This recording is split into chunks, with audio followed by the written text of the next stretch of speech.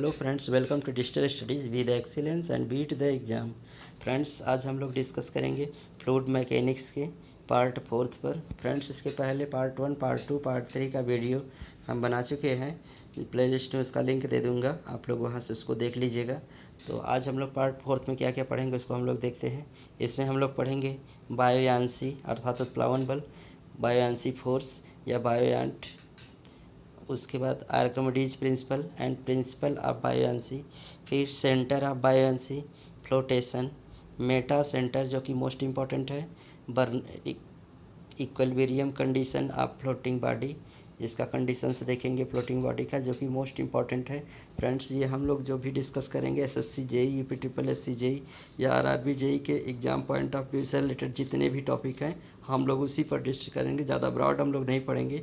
और जो भी इसमें दिया है आप शुरू से अंत अगर वीडियो अच्छे से देख लेंगे तो सारे चीज़ का डिफिनेशंस जो दे दिया है, चाहे वो ऑब्जेक्टिव एग्जाम्स हो चाहे सब्जेक्टिव हो, एसएससी जेई टायर फर्स्ट हो या सेकंड हो, आप आसानी से लिख सकते हैं क्योंकि इसमें जो भी एनालिसिस किया गया एकदम सटीक दिया गया, एकदम आसानी से आप लिख सकते हैं। फ्रेंड्स, पिछले वीडियो में कुछ फ्रेंड्स ने पीडीएफ के लिए भी कमेंट किया था, तो फ्रेंड्स पीडीएफ में डिस्क्रिप्शन बॉक्स में दे दिया हूँ, बुक का भी लिंक दे दिया हूँ, जिसको चाहिए वहाँ से ले सकते हैं। तो चलिए बिना किसी देरी का वीडियो स्टार्ट करते हैं। फ्रेंड्स, वीडियो स्टार्ट करने से पहले आप लोगों को कहना चाहेंगे कि जो लोग नए हैं मेरे चैनल को सब्सक्राइब कर लें, साथ ही साथ बेल आइकन को भी क्लिक कर लें ताकि इस तरह के लेटेस्ट वीडियो का नोटिफिकेशन आप तक पहुंच सके।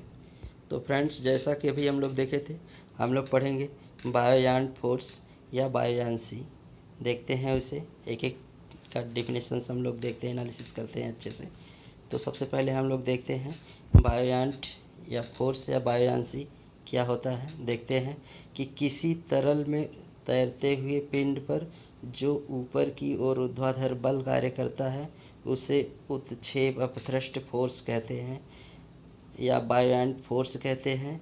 और तरल की पिंड को ऊपर उछालने की प्रवृत्ति को उत्प्लावकता अर्थात बायोयांसी कहते हैं। फ्रेंड्स, जैसे मानते हैं कि कुएं में कोई, अगर हम बाल्टी कुएं से अगर निकालना चाहें, पानी निकालते समय जब तक बाल्टी कुएं के अंदर पानी के अंदर रहेगी तब तक हमें हल्की प्रतीत होती है। इसका रीज़न यही है कि जो भी बाल्टी के बराबर फोर्स जो भी है, नीचे पानी है, वो बाल्टी को ऊपर तरफ धकेलना चाह रहा है, ऊपर तरफ बल लगाता है, इसलिए वो हल्का प्रतीत होता है। जैसे ही ये ऊपर आता है वो भारी पड़ने लगता है।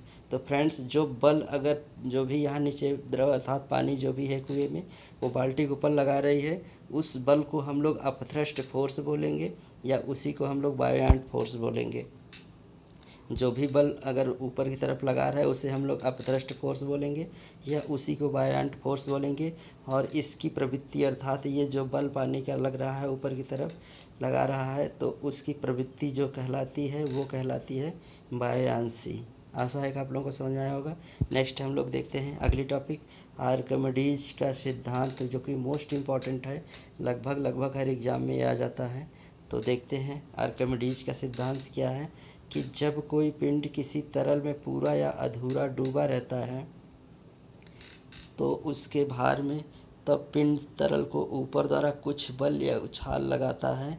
इस बल का मान पिंड के द्वारा हटाए गए तरल के भार के बराबर। इन्होंने यही कहा कि जैसे मानते हैं हम लोगों ने कुएं में, एक ही एग्जाम्पल से हम लोग देख लेते हैं कि कुएं से हम लोग क्या किए, कोई बाल्टी है, अगर इसको हम भर कर खींचना चाह रहे हैं, अर्थात ये क्या है कि जब तक कुएं में बाल्टी है, पानी में है, तब तक ये हल्की प्रतीक होती है। अर्थात जितना पानी, जितना कुएं में बाल्टी है, जितना भार इसका नीचे की तरफ लगा रहा है उतना ही बल इसको ऊपर की तरफ लगा रहा है। अर्थात इसके द्वारा हटाए गए भार, पिंड के द्वारा हटाए गए भार तरल के भार के बराबर होता है। यही आर्किमिडीज, इसीलिए वो बैलेंस पर बना रहता है।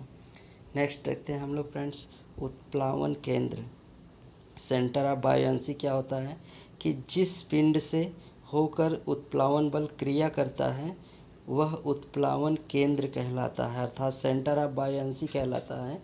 यह बिंदु पिंड द्वारा हटाए गए बल के गुरुत्व केंद्र के बराबर होता है।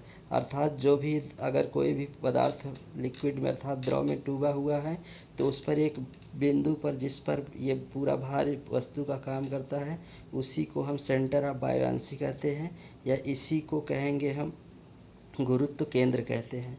तो फ्रेंड्स, ये रहा सेंटर ऑफ बायोयांसी, और या तो सेंटर ऑफ ग्रेविटी, गुरुत्व केंद्र कह लीजिए। तो आशा है कि आप लोगों को समझ में आया होगा। नेक्स्ट देखते हैं हम लोग फ्लोटेशन। फ्लोटेशन अर्थात प्लवन क्या होता है। तो प्लवन वह क्रिया है जिसमें पिंड तैरने की अवस्था में या प्लवनावस्था में होता है। इस स्थिति के द्वारा किसी तैरते हुए पिंड का भार उसके द्वारा हटाए गए द्रव के भार के बराबर होता है। यह प्लवन का सिद्धांत है। फ्रेंड्स, आर्किमिडीज सिद्धांत के अनुसार कोई भी वस्तु है अगर किसी द्रव में डूबी हुई है तो इसका जितना भार वस्तु का होगा उतना ही द्रव को ये बाहर हटा देगा अपने स्थान से, और यहाँ पर ये तैरता रहेगा। यही जो तैरने की प्रवृत्ति होती है इसकी, यही प्लवन होता है, यही फ्लोटेशन होता है, यही प्लवन का सिद्धांत होता है। तो फ्रेंड्स, आशा है कि यहाँ तक आपको समझ आया होगा। नेक्स्ट देखते हैं हम लोग अगला मेटा सेंटर अपफ्लो केंद्र, जो कि मोस्ट इम्पॉर्टेंट है। देखते हैं इसके विषय में क्या है कि जब किसी द्रव में एक तैरता हुआ पिंड का अधूरा डूबा हुआ है, किसी द्रव में, फिर से देख लेते हैं, किसी द्रव में एक तैरता हुआ पिंड जो कि अधूरा डूबा हुआ है, फिर भी वह संतुलन में हो सकता है यदि उसका गुरुत्व केंद्र उत्प्लावन केंद्र के ऊर्ध्वाधर ऊपर हो। अर्थात कोई पिंड है, मानते हैं कि आधा वो डूबा हुआ है और आधा वो उसके ऊपर हो, अर्थात उस कंडीशन में भी ये पिंड क्या है, संतुलन की अवस्था में है। तो उस पर एक केंद्र होता है जिसका गुरुत्व केंद्र उत्प्लावन अर्थात मेटा सेंटर के सेंटर ऑफ बायोंसी के ऊपर हो, ऊर्ध्वाधर ऊपर हो, तभी। जैसे हम लोग ये फिगर से देख लेते हैं कि ये कोई पिंड है, यहाँ पर देखिए, यहाँ पर एक पिंड है, ये पानी के नीचे ये इतना डूबा हुआ है पानी में। अब इसको हम क्या करते हैं, थोड़ा सा हम इसको रोटेट कर दीजिए, जिसका यहाँ गुरुत्व केंद्र है, भार इसका नीचे की तरफ काम कर रहा है, ऊपर की तरफ एक एफवी अर्थात ये द्रव ऊपर की तरफ फोर्स लगा रही है। इसको हमने क्या किया कि थोड़ा सा रोटेट कर दिया। थोड़ा सा रोटेट करेंगे अर्थात थीटा डिग्री करेंगे तो ये जो सेंटर ऑफ बायोंसी है वो हटकर थोड़ा सा बगल में आ जाएगा और ये सेंटर ऑफ ग्रेविटी अपने स्थान पर रहेगा। अब इसको अगर हम डॉट डॉट करके अर्थात इसको बढ़ाएंगे तो ऊपर तक ये जाएगा, अर्थात ये इसका सेंटर केंद्र जो होगा एक स्थान पर ये कटेगा, अर्थात एक स्थान पर ये देखिए यम पर कट रहा है।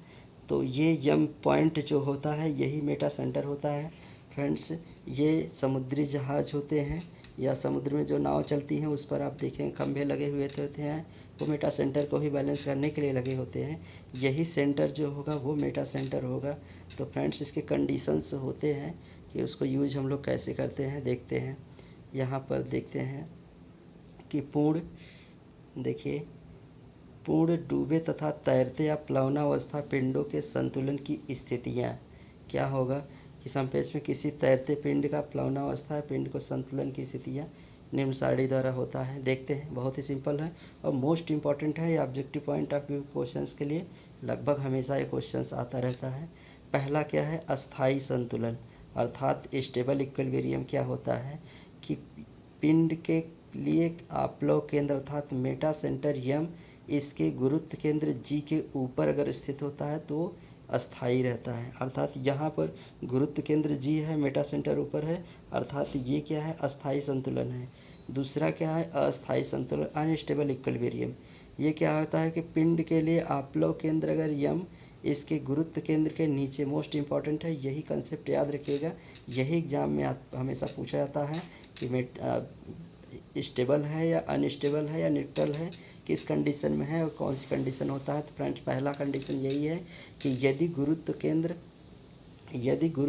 पहला कंडीशन यही है कि यदि गुरुत्व केंद्र मेटा सेंटर के ऊपर है तो स्टेबल है, और गुरुत्व केंद्र मेटा सेंटर के नीचे है तो वो अनस्टेबल है, और गुरुत्व केंद्र मेटा सेंटर के पर अगर है, कंसाइड कर रहा है अर्थात मेटा सेंटर पर स्थित हो रहा है तो वो उदासीन होगा। बहुत एकदम सिंपल है, आप आसानी से कर सकते हैं, समझ सकते हैं कि सिर्फ यही कि तीन का एक कंडीशन याद कर लीजिए, हो गया कि अगर गुरुत्व केंद्र के ऊपर है तो स्टेबल है और नीचे हो गया तो अनस्टेबल हो गया मेटा सेंटर, और अगर गुरुत्व केंद्र मेटा सेंटर पर हो गया अर्थात वो क्या होगा, उदासीन होगा। फ्रेंड्स, और भी आगे देखते हैं कुछ कंडीशंस मेटा सेंटर के होते हैं, ये भी मोस्ट इम्पॉर्टेंट है, लगभग क्वेश्चन में हमेशा आता है SSC JE objective point of view में। पहला क्या है कि समुद्री साधारण समुद्री जहाज़ के लिए मेटा सेंटर का मान कितना होता है? 0.3 से 1.5 मीटर तक होता है। व्यापारिक समुद्री जहाज़ अर्थात जिसमें जो मटेरियल की पार्किंग किया जाता है उसकी कितना होता है? 0.3 से 1 मीटर तक। युद्धपोत के लिए 1.0 से 1 से 1.5 मीटर तक। मोस्ट इम्पॉर्टेंट है तीनों, याद रखिएगा, ये लगभग हमेशा क्वेश्चन है। तो फ्रेंड्स, ये रहा मेरा आज का वीडियो। फ्रेंड्स, अगर मेरा वीडियो अच्छा लगा हो तो इसे लाइक करिएगा, फ्रेंड्स सब्सक्राइब करिएगा, अपने फ्रेंड्स में शेयर करिएगा। अगर फ्रेंड्स कोई इशू हो, समझ में ना आया हो तो फ्रेंड्स कमेंट ज़रूर करिएगा, हम आपके कमेंट का रिप्लाई ज़रूर देंगे। फ्रेंड्स, पीडीएफ मैंने डिस्क्रिप्शन बॉक्स में दे दिया हूँ, जिसको ज़रूरत हो वहाँ से देख करके ले सकते हैं। एक बार अगर आप अच्छे से रिवाइज़ कर लेंगे तो हमेशा की पढ़ाई आपकी रिफ्रेश हो जाएगी।